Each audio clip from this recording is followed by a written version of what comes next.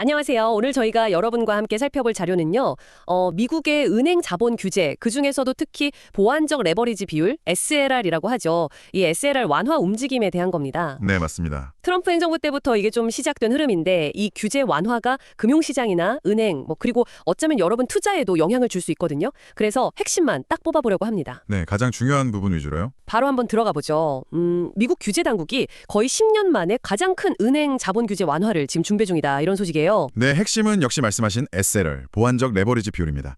이게 이제 2008년 금융위기 겪고 나서 시스템 안정을 위해서 뭔가 더 필요하다 해서 도입된 규제 중 하나거든요. 아, 그때 나온 거군요. 네, 간단히 말하면 은행이 가진 총 자산 규모에 비해서 최소한 이 정도 자기 자본은 가지고 있어라 하고 강제하는 겁니다. 뭐랄까, 일종의 최후 방어선 같은 거죠. 그냥 위험가중 자산만으로는 부족하다. 이런 판단이었겠네요. 그렇죠. 보완책 성격이 강했습니다. 그런데 이 안전장치라고 만든 SLR이 오히려 문제가 된다. 이런 목소리가 은행 쪽에서는 계속 나왔다는 거 아니에요? 그게 어떤 점이 문제였던 거죠? 가장 큰 불만은 이거였어요. 미국 국채같이 진짜 안전한 자산 있잖아요. 네, 거의 위험 제로에 가까운. 그렇죠. 그런 걸 보유하는 것조차 자본을 더 쌓아야 하는 부담으로 작용한다, 이겁니다. 위험도가 거의 없는데도 SL을 계산할 때는 그냥 총자산에 포함시켜버리니까 은행 입장에서는 이거 너무 비효율적인 거 아니냐, 이런 불만이 나올 수밖에 없었죠. 그러니까 안전자산을 많이 가지고 있어도 자본을 그만큼 더 쌓아야 하니까 오히려 보유를 꺼리게 만들 수도 있겠네요. 네, 바로 그 점입니다. 그래서 은행정책연구소, BPI라고 주요 은행들 입장을 대변하는 단체가 있는데요. 네네. 거기 CEO인 그렉 베어 같은 사람들은 이 현행 SLR 규제가 평소에는 국채시장 유동성 공급을 좀 위축시키고 혹시라도 위기가 왔을 때는 은행이 적극적으로 시장 안정시키는 역할을 하기 어렵게 만든다, 이렇게 주장해요. 위기 때 도움이 되어야 할 은행이 오히려 제 역할을 못하게 될 수도 있다? 네, 그래서 다음 위기 오기 전에 미리 손을 봐야 한다, 이게 그쪽 입장이죠. 안전을 위해 만든 규칙인데 그게 오히려 안전 자산 보유를 꺼리게 만들었다니 좀 뭐랄까 아이러니하게 들리기도 하네요. 자, 그래서 이 SLR 규제가 실제로 완화되면 구체적으로 어떤 변화가 예상되는 건가요? 우선 은행들 입장에서는요, 확실히 좀 숨통이 트이는 효과가 있습니다. 첫째로 의무적으로 쌓아야 하는 자기 자본 비율이 낮아지니까 자본을 운용할 여유가 생기죠.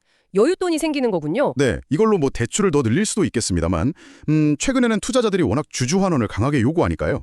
자사주 매입이라든지 배당 확대 같은 데에 더 적극적으로 쓸 가능성도 사실 배제할 수는 없어요. 그러니까 자본 여력이 생겨도 그 돈이 꼭 실물 경제 대출로 흘러간다고 단정하기는 조금 이르다. 네, 그럴 수 있습니다.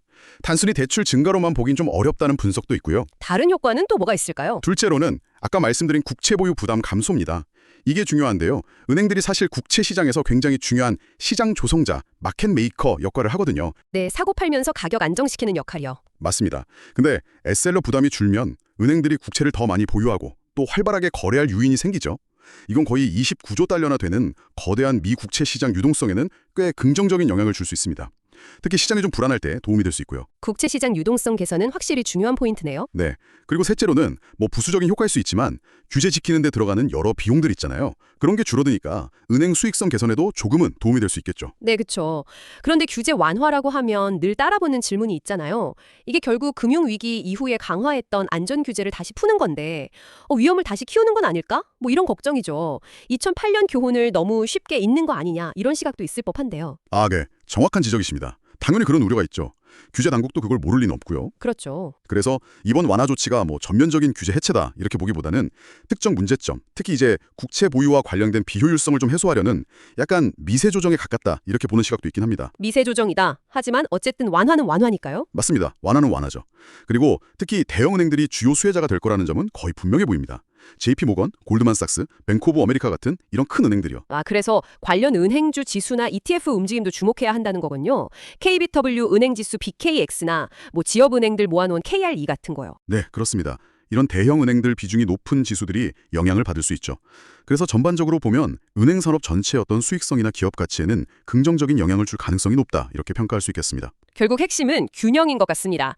은행 활동성을 높여서 시장 기능을 좀 더 원활하게 돌리는 것과 또 금융 시스템 전체의 안정성을 해치지 않는 그 사이의 어떤 적절한 지점을 찾는 것. 네, 맞습니다.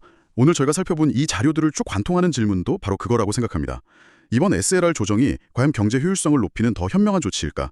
아니면 혹시 모를 미래에 또 다른 위험을 만드는 씨앗이 될 수 있을까? 어려운 질문이네요. 그렇죠.